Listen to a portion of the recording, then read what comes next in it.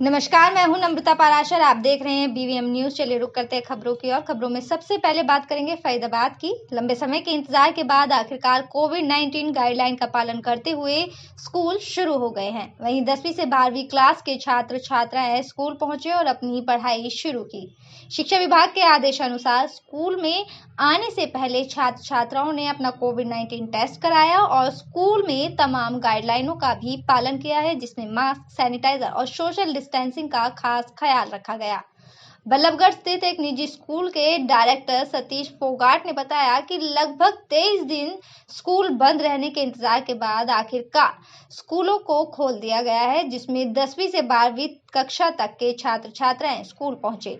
उन्होंने बताया कि स्कूल पहुंचने वाले छात्र छात्राओं की कोविड-19 टेस्ट रिपोर्ट देखी जा रही है और तमाम गाइडलाइनों का सख्ती से पालन किया जा रहा है।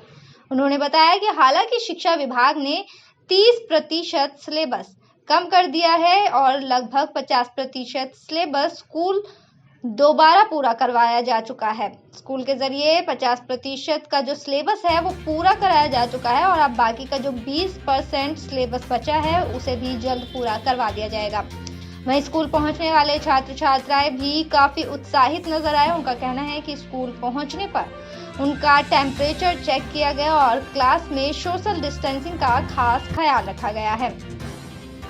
मास्क लगाकर पढ़ाई करने की व्यवस्था स्कूल द्वारा कराई गई है। जहां कुछ छात्रों ने बताया कि ऑनलाइन पढ़ाई के चलते उनका ज्यादा नुकसान नहीं हुआ, वहीं कुछ छात्राओं ने बताया कि लॉकडाउन के चलते उनकी पढ़ाई का काफी नुकसान हुआ है, लेकिन अब स्कूल खुलने के चलते वो अपनी पढ़ाई ढंग से कर पाएंगे। सही, मैं स्कूल खोलने गए आज हमारी पढ़ाई पीछे छूट गई है और हम पढ़ने के लिए आए हैं ताकि हमारे सिलेबस कंप्लीट हो जल्दी और हम रिवीजन कर सके। क्या सरकार की गाइडलाइंस पूरी की गई है स्कूल में? क्या सर? सरकार की गाइडलाइंस पूरी की गई है कि जैसे मास्क और सैनिटाइजर का ये प्रयोग? हाँ, यस सर। हमारे गार्ड सर हमारा टेम्परेचर चेक करते हैं, फिर हमें सैनिटाइजर करके फिर हमें क्लास में सोशल डिस्टेंसिंग करवा के बैठाते हैं। स्कूल में काफ़ी सारी अच्छी व्यवस्थाएं रखी गई हैं। जब स्कूल में एंट्री करते हैं तो स्टार्टिंग पे टेम्परेचर चेक किया जाता है, उसके बाद सैनिटाइजिंग मशीन है, सैनिटाइज़र किया जाता है, उसके बाद ही बच्चों को मास्क कंपलसरी करा हुआ है, फिर मास्क लगाना भी ज़रूरी है स्कूल में, उसके बाद ही बच्चों को क्लास। चलिए बढ़ते अगली खबर की ओर। दिल्ली से सटे फरीदाबाद में किसानों की मांगों का समर्थन करते हुए सैकड़ों की संख्या में जिले के किसान और वकील जिला उपायुक्त कार्यालय के बाहर धरने पर बैठ गए हैं। वहीं वकीलों के धरने के बाद शहर की कई संस्थाओं के लोगों और कांग्रेसी नेताएं भी किसानों की मांग का समर्थन करते हुए जिला उपायुक्त कार्यालय के बाहर पहुंचे और किसान कानून को वापस लेने की मांग की। तो वहीं नेताजी सुभाष चंद्र बोस की बहन की प्रपोत्री ने भी वकीलों के समर्थन में पहुंचकर किसानों की मांगों का समर्थन करते हुए केंद्र सरकार पर निशाना साधा। धरना प्रदर्शन करने के दौरान इकट्ठे हुए सभी लोगों ने, जो कि सैकड़ों की संख्याओं में थे, उन्होंने जिला अतिरिक्त उपायुक्त को सीएम और पीएम के नाम ज्ञापन सौंपा। आपकी टीवी स्क्रीन पर ये जो तस्वीरें दिखाई दे रही हैं, दरअसल ये फरीदाबाद के सेक्टर 12 जिला उपायुक्त कार्यालय के बाहर की है, जहां किसानों की मांगों का समर्थन करते हुए वकील धरने पर बैठ गए हैं, तो किसानों ने भी यहां पहुंचा। इसी को लेकर के आज हम लोग यहाँ पे आए हैं, एक दिन का उपवास रख रहे हैं। हम चाहते हैं कि भाजपा सरकार किसानों के मन की बात को सुने, उनकी मांगों को माने और ये जो 3 काले कानून हैं उनको रद्द करे। जैसे कि किसानों की पहले मांग थी कि एमएसपी को रद्द किया जाए और अब वो उससे आगे बढ़ चले हैं। उनका कहना है कि तीनों बिलों को वापस लिया जाए। तो क्या इस तरीके की हठधर्मिता आगे इनको मेजर वार्ता की टेबल पर बैठ अलग दूर करने के लिए मजबूर नहीं कर रही है? देखिए, सिर्फ और सिर्फ एमएसपी लिख देने से किसानों का भला नहीं होगा। जब तक उन 3 काले कानूनों को निरस्त और रद्द नहीं किया जाएगा तब तक किसानों की परेशानी बरकरार रहेगी। क्योंकि जब पूंजीपति फसल को स्टॉक करने की कोई लिमिट नहीं होगी पूंजीपतियों पे, तो वो उसको जितना मन करे उतना अपने बड़े बड़े गोदामों में भरेंगे और मनमाने दामों पे बेचेंगे, जिससे ना सिर्फ किसानों का अहित होगा बल्कि आम आदमी। करना हमारा लिए एक बहुत बड़ा गुलामी का निशान होगा। स्वतंत्रता सेनानियों जो कुर्बानी दिए हैं, इसीलिए नहीं दिए कि कॉरपोरेट सेक्टर और उसका पीछे फॉरेन सेक्टर्स आके हमारा धरती को फिर से कब्जा करे। तो किसान को आज़ाद और भी आज़ादी चाहिए और पंचायत किसान मिलके कोई कॉन्ट्रैक्ट फार्मिंग करना चाहता है, कोई भी कुछ करना चाहता है, हमारा ऑलरेडी सिस्टम है, हमारा स्ट्रक्चर है, उसको यूटिलाइज करें। नया रोज नया योजना बना के क्या सरकार करना चाहते हैं। केंद्र सरकार का कहना था कि किसान नेता जिन भी बिंदुओं पे असहमत हैं उनसे उन बिंदुओं को बताएं और टेबल पे आके बात करें। कई स्तर की वार्ता हो चुकी है। अब पहले किसान नेता मांग कर रहे थे एमएसपी घोषित की जाए, अब उनकी मांग है कि सभी कानून रद्द कर दिए जाएं। क्या कहना चाहेंगी? देखिए, हमने खुद हमारा पार्टी की तरफ से, अखिल भारत हिंदू महासभा की तरफ से बहुत सरल उपाय के प्राइम मिनिस्टर ऑफिस में लिखा था। उनको स्ट्रेट उत्तर देना चाहिए था, ये करेगा कि नहीं। हम लोग आईडी कार्ड, किसान आईडी कार्ड के विषय में बोला, किसान पेंशन के विषय बोला, किसान मेडिक्लेम के लिए बोला, किसान ईल्ड इंश्योरेंस, मतलब अगर कोई कैलामिटी हो जाए तो किसान ईल्ड इंश्योरेंस के लिए बोले थे कि उनका क्रॉप के लिए उनको बीमा होना चाहिए। हम लोग एक लोन, इंटरेस्ट फ्री लोन के विषय में बोला। ऑर्गेनिक फार्मिंग के लिए कोई जीएसटी नहीं लागू होना चाहिए। सब पूरा लिस्ट दे के प्रधानमंत्री जी के पास हम लोग भेजे थे और वो एक ही उत्तर दिया उनका दफ्तर का तरफ से कि ये स्टेट लिस्ट में है। ये कोई उत्तर हुआ? अभी कुछ किसान नेता, अभी कुछ नहीं किसान नेता टिकरी बॉर्डर, सिंधु बॉर्डर पर भूख हड़ताल पर बैठे। देश का किसान लगातार अपनी मांगों को लेकर, या यूं कहें कि अपने हक के लिए भरी ठंड में सड़कों पर बैठे हैं, लेकिन सरकार और किसानों की वार्ता का कहीं कोई हल होता नजर नहीं आया। किसानों का दर्द देखकर तमाम संस्थानें किसानों के हक में उतर आई हैं और अब किसान के हक में फैजाबाद के वकीलों ने किसानों का समर्थन किया है। फैजाबाद के वकील शांतिपूर्ण प्रदर्शन कर रहे हैं और किसानों का प्रदर्शन कर रहे अधिवक्ता ने कहा है कि आखिर सरकार एमएसपी क्यों नहीं दे सकती। लोकतंत्र लोगों के लिए है, सरकार को किसानों की मांग माननी होगी। जो दशा आज की डेट में हो रही है उनका समर्थन, क्योंकि हम भी किसान की बेटी है, पूरा देश किसानों का ही है, तो मेरा कहना है कि किसान अपने, मेरी एमएसपी के लिए है कि भाई किसानों को एमएसपी क्यों नहीं दे रही सरकार को क्या दिक्कत हो रही है, एक न्यूनतम मूल्य डिसाइड करने में सरकार को क्या दिक्कत है। तो हम लोग इसीलिए बैठे हैं कि किसानों की आवाज़ को सुने, क्योंकि सेंट्रल गवर्नमेंट सड़कों पे किसान उतर रहा है और वो अपने सारे काम काज छोड़कर एक छोटी सी डिमांड कर रहा है सरकार से, और सरकार उस डिमांड को भी पूरा नहीं कर रही है। तो क्या कारण है, सरकार को क्या फ़ायदा है जो एमएसपी डिसाइड नहीं कर पा रही है सरकार। तो इसीलिए हम किसानों के साथ हैं और किसानों के लिए हमेशा बने रहेंगे। एक अधिवक्ता होते भी अगर किसी किसान का कोई केस भी अगर सरकार करती है तो हम उसका फ्री ऑफ कॉस्ट केस भी करेंगे। तो मेरा यही कहना है कि सरकार किसानों की आवाज़ को सुने। अगर सरकार नहीं सुनेगी करने के लिए तो मोदी के पास वो नहीं करना चाहिए जो कुछ करना हम मांगते हैं। किसान जो मांग रहा है, जो अन्नदाता मांग रहा है, उनकी बात को मान लेना चाहिए। मान भी क्या है, मांग भी सिर्फ ये है कि मेरा जो हक है उसको ना खाया जाए, मुझे साहूकारों के हाथ नहीं बेचा जाना चाहिए।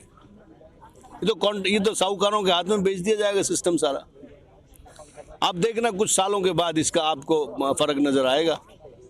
आज तो मैं बैठा हूँ जमीन पे अपनी खेती पे, लेकिन कल को जब मेरी बेटी की शादी मुझे किसान को करनी पड़ेगी तो इनसे पैसे लेगा बीच में एक बार कॉन्ट्रैक्ट करने के बाद, वो पैसा वापस नहीं दिया नहीं जाएगा, ये जमीन को खरीद लेंगे। फिर ये जो बड़े बड़े घराने हैं इनको खेती में एंटर करा दिया इन एक्ट के माध्यम से, और एंटर कराने के बाद अब हालात ये पैदा हो जाएंगे, देखना आप, जो छोटा किसान है 1 एकड़ का, 2 एकड़ का, 4 एकड़ का, वो मर जाएगा।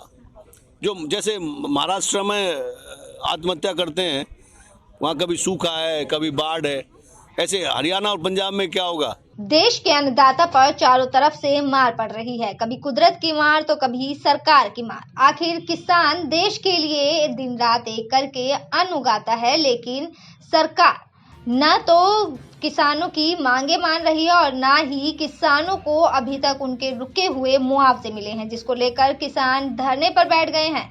किसानों ने प्रदर्शन कर सरकार के खिलाफ नारेबाजी की और साथ ही किसानों का कहना है कि हुड्डा प्रशासन को सुप्रीम कोर्ट के आदेश की भी परवाह नहीं। जमीन का मुआवजा अभी तक नहीं मिला और 400 करोड़ का मुआवजा नहीं दे रही है ये सरकार। नरवीर सिंह तेवतिया है, अजरौंदा गांव है मेरा। क्यों बैठे हैं आज यहाँ पे? हमारी ज़मीन यहाँ पर हरियाणा सरकार ने 1995 में सेक्शन 4 का नोटिस दे के एक्वायर की थी। 98 में उसका मुआवजा दे दिया और उसके बाद हम वेरियस कोर्ट्स में गए। वहाँ से हमें सुप्रीम कोर्ट ने अभी 2019 में मार्च के अंदर जो मैक्सिमम मुआवजा उन्होंने तय किया था वो 1210 रुपये उन्होंने तय कर दिया। हम ये कह रहे हैं कि जो आप कर रहे हैं वो तो ठीक है, लेकिन कम से कम ये दे तो दो। अब स्थिति ये है कि वो मुआवजा ही देने को तैयार नहीं है, सुप्रीम कोर्ट के ऑर्डर का भी। हरियाणा सरकार इतनी बेलगाम हो चुकी है कि वो ये नहीं देख रही कि सुप्रीम कोर्ट जो इस देश की सर्वोच्च अदालत है उसके भी फैसले को मानने को तैयार नहीं है। सारे अफसरान है ना हाथ खड़े कर रखे हैं कि जी हमारे पास पैसे नहीं है, जबकि ये लोग उस ज़मीन के अंदर प्लॉट काट काट कर बेच चुके हैं। वहाँ पर हॉस्पिटल, मॉल, इंस्टीट्यूट डीएमआरसी को दे चुके हैं 55 एकड़ जगह तो उसी में, और बड़ी बड़ी अडानी हैं उनके ऑफिस हैं उन सबको दे चुके हैं, लेकिन किसान के लिए पैसे नहीं है। और जो उनको दी गई है वो बहुत महंगे दामों में दी गई है। अगर आपको बताऊं, इस सेक्टर के सामने ही सेक्टर 15A बनता है, उसके अंदर अगर ऑक्शन की आप डिटेल निकालेंगे तो 6 से 7 लाख रुपए गज के हिसाब से इन्होंने ऑक्शन करे हैं। और सड़क बीच में है, सड़क से दूसरी तरफ आने के बाद 1210 रुपए का मुआवजा सुप्रीम कोर्ट तय कर रही है और उसको भी सरकार दे नहीं रही। 28 करोड़ में 2 मॉल बेचे थे। अब आपके सामने ही बता रहे हैं हरी सिंह जी, 28 करोड़ में 2 मॉल की जमीन बेची। उसके बाद भी, और वो कब बेची है जी? वो तुम्हें 2002 में है शायद, 2000। चलिए खबरों में बात करेंगे अब गुरुग्राम की। गुरुग्राम के लक्ष्मण विहार में रहने वाले लोगों ने सड़क और सीवरेज की समस्या से परेशान होकर गली के बाहर पार्षद और प्रशासन के खिलाफ जमकर नारेबाजी की। लोगों का आरोप है कि पार्षद अपनी जान पहचान वाले लोगों का तो काम करवाते हैं, जो लोग उन्हें विपक्ष के दल के लगते हैं उनका काम करवाने में वो आनाकानी करते हैं। लक्ष्मण विहार में पक्की सड़कें हैं, समय समय पर काम होता भी है, लेकिन वहीं कुछ गलियां ऐसी भी है जहां महीनों से सड़क नहीं बनी है। गली खोद दी गई है लेकिन सड़क अभी तक नहीं बनाई गई। ऐसे में लोगों को आने जाने में खासी दिक्कतों का सामना करना पड़ता है। बरसात के वक्त पानी भर जाता है जिससे लोगों को निकलने में भी समस्या होती है। आप खुद ही सुनिए यहाँ के लोगों की जुबानी, उनकी कहानी। मैं हितेश कुमार। हितेश जी, क्या दिक्कत आ रही है आप लोगों को यहाँ? सर, यहाँ दिक्कत ये है कि इस गली की मूलभूत जो बेसिक अपनी रिक्वायरमेंट है वही नहीं है। जैसे ना सीवर है, ना पानी है, कच्ची गली है। यहाँ बरसात के मौसम में पूरा पानी भर जाता है और पीने के पानी की व्यवस्था ठीक ढंग से ना होने के कारण यहाँ कई तरीके की बीमारी भी है। सीवर ओवरफ्लो हो जाता है, जो कि छोटे सीवर है, गवर्नमेंट की तरफ से कोई सीवर नहीं है। अच्छा, जो इस बाबत आपने किसी से शिकायत वगैरह की है? नहीं, कई बार हमने शिकायत भी की है। यहाँ के जो पार्षद है उनको लिख के भी दिया है। इवन हमने एमसीजी में एक रिक्वेस्ट डाली हुई है, विंडो पे है मेरे पास। विंडो पे? हाँ। आपने नाम बताइए पहले। मेरा नाम प्रमोद है। हाँ जी, अब अगला कदम क्या होगा आप लोगों का? अगला कदम हमारा धरना रहेगा और हम बैठेंगे और क्या करेंगे, क्योंकि गली नहीं बनी है अभी तक। ठीक है, जो भी काम गली बनी है हमने अपने खुद से पर्सनल पैसे लगाकर अपने कलेक्शन करके हमने गली को सही करवाया है और कब तक कराते रहेंगे। आज फिर दोबारा बारिश से स्टार्ट होगी, फिर जितने भी सीवर है सारे ओवरफ्लो होंगे। ठीक है, फिर गली टूट जाएगी, बच्चे बाहर निकल नहीं सकते, खेल नहीं सकते। अब लॉकडाउन है, 1 साल से बच्चे सारे घर में बंद रहते हैं क्योंकि गली टूटी है, बाहर निकल नहीं सकते और गली टूटी है तो घर में ही बंद है। पार्षद मिलते हैं आप लोगों से? पार्षद जी हम गए थे वहाँ पे, रिक्वेस्ट करके आए थे, एप्लीकेशन भी देकर आए थे। गली पास हो चुकी है, पास हुए 2 साल हो गए गली को पास हुए 2 साल तक पास होने के बाद नहीं पक्की हो रही। क्या करना मानते हैं और आप कैसे सपोर्ट करेंगे? देखिए सर, बिजली, पानी, सड़क, सीवर, सफाई एक पार्षद के अंडर में सिर्फ यही काम आते हैं। वो किसी की नौकरी तो लगवा नहीं सकते और अगर वो काम भी वो टाइम से नहीं कर सकते तो उनको इस्तीफा दे देना चाहिए। यहाँ जितनी भी पब्लिक खड़ी है, ये अपने गली नंबर 10 है, मेन गली है हमारे यहाँ की। मैं सभी पब्लिक से पूछना चाहता हूँ, हमारे पार्षद का नाम एक बार जरूर बताएं। क्या नाम है? ये कारण है हमारे यहाँ का कि हमें यही नहीं पता कि हमारा पार्षद है कौन। हमारी पार्षद का नाम है शीतल बागड़ी। नहीं पता कि हमारा पार्षद कौन है, क्योंकि शीतल बागड़ी आज तक क्या कभी आई है आपके बीच में? 3 साल हो चुके इलेक्शन को, आज तक नहीं आई है। जब एक अनपढ़ आदमी है तो वो कैसे डिफाइन करोगे आपकी गली बन सकती है? कभी नहीं हो सकते काम। वो करता है भेदभाव वाली राजनीति। अगर वो यहाँ पे 3-4 प्लॉटिंग कर देता है, उनको प्रॉपर्टी डीलिंग का काम है, तो शायद बन सकती थी गलियां। अदरवाइज मुझे नहीं लगता, इसके लिए हमें फाइट करनी पड़ेगी।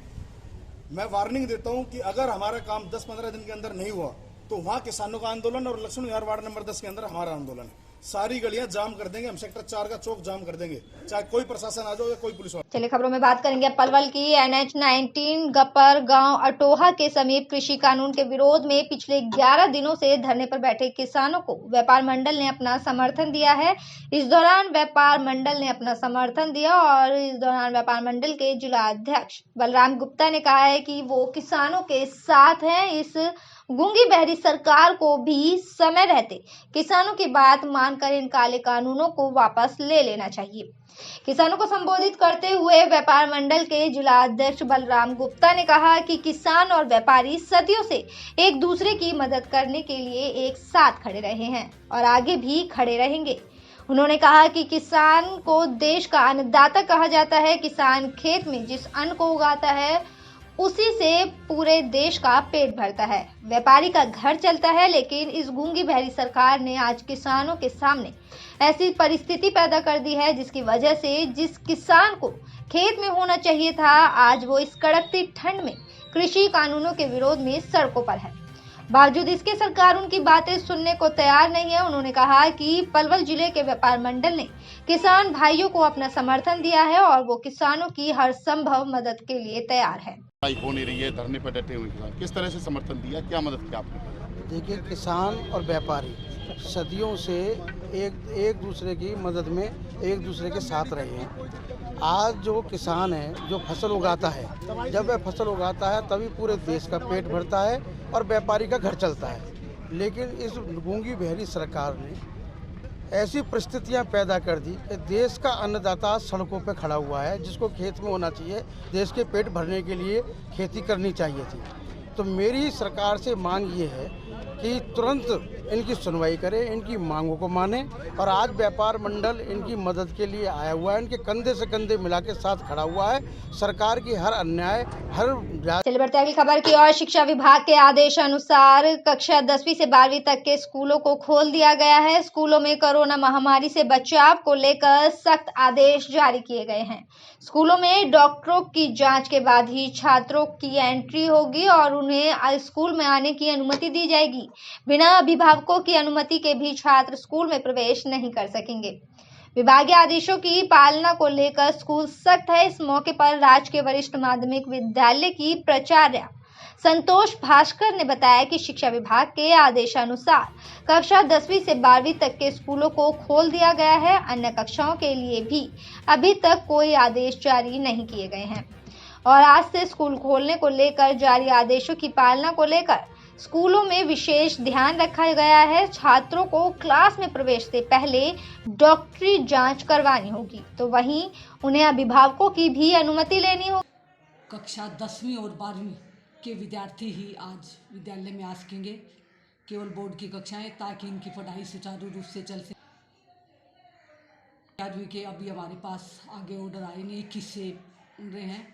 केवल आज 10वीं और 12वीं के विद्यार्थी ही में आ रहे हैं और सामाजिक दूरी, सभी मास्क लगा के और हॉस्पिटल से डॉक्टर से रिपोर्ट लेकर के कोरोना की जो रिपोर्ट वो लिखवा के लेके आएंगे, तभी उनको एंटर करने जाएगा। अभिभावकों की कंसेंट से जो है उनको इजाज़त दी जाएगी। क्या कुछ टाइमिंग रहेगी? 10 से लेके 1 बजे तक पढ़ाई चलेगी और उसके लिए टाइम टेबल तैयार कर दिया गया है। सभी स्टाफ सदस्य उपस्थित हैं। चलिए रुक करते अगली खबर की ओर। प्रदेश में स्कूलों को मॉडल बनाने को लेकर शिक्षा विभाग और सरकार लगातार प्रयास कर रहे हैं। स्कूलों में शिक्षा के क्षेत्र को बढ़ावा देने और अनेक प्रयास किए जा रहे हैं इसको लेकर, ताकि शिक्षा के क्षेत्र को बढ़ाया जा सके, उसे आसान बनाया जा सके। भवानीखेड़ा के राजकीय वरिष्ठ माध्यमिक विद्यालय में क्लास के जो कमरे हैं उनको एक मॉडल के तौर पर बनाया जा रहा है। मॉडल स्कूल की राह पर ये स्कूल चल रहा है। स्कूल स्टाफ की मेहनत से ट्रेन की बोगियों जैसा क्लासों को आकार दिया जा रहा है। भिवानी जिले के भवानीखेड़ा का ये पहला ऐसा स्कूल बन गया है जिसको लेकर बगैर रेलवे पटरियों के सहारे से और स्टाफ की मेहनत से मंजिल तक ले जाया जा रहा है, ताकि शिक्षा को बढ़ावा मिल सके और शिक्षा आसान हो सके। ताकि हमारा स्कूल जो है मॉडल संस्कृति स्कूल भी बनने जा रहा है, उसमें हमारे स्कूल का नाम है। इसके लिए दिन रात चौगुनी उन्नति करने के लिए